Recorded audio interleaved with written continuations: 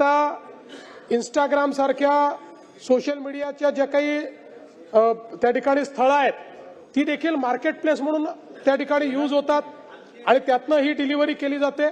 पण या सगळ्या गोष्टींकडे आपलं लक्ष आहे।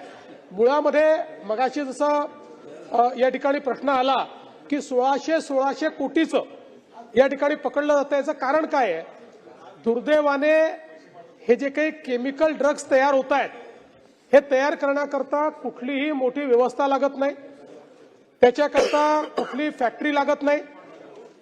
एखाद्या छोट्याशा ठिकाणीही हे ड्रग्ज त्या ठिकाणी ते तयार करतायत आणि अतिशय घातक अशा प्रकारचे ड्रग्ज आहेत। त्यामुळे त्याच्यावरही आपली कारवाई चालली आणि विशेषतः त्याच्याकरता जे इन्ग्रेडियंट लागतात त्याचे लायसन्सेस कोण कोण आहेत, ते जो माल घेतात तो बरोबर वापरतात की नाही, या सगळ्या गोष्टीकडे आपण लक्ष देऊन आहोत। त्यामुळे या संदर्भात 100% सरकारची भूमिका ही झिरो टॉलरन्सची आहे। जसं राज्यमंत्र्यांनी सांगितलं, जिथे पोलीसवाले सापडतायत त्यांना आम्ही सस्पेंड करत नाही, त्यांना आम्ही बडतर्फ करतोय। आणि दुसरं, प्रत्येक केसमध्ये आपण हे सांगितलंय की केवळ आरोपी नाही, फॉरवर्ड लिंकेज आणि बॅकवर्ड लिंकेज हे दोन्ही शोधून काढा।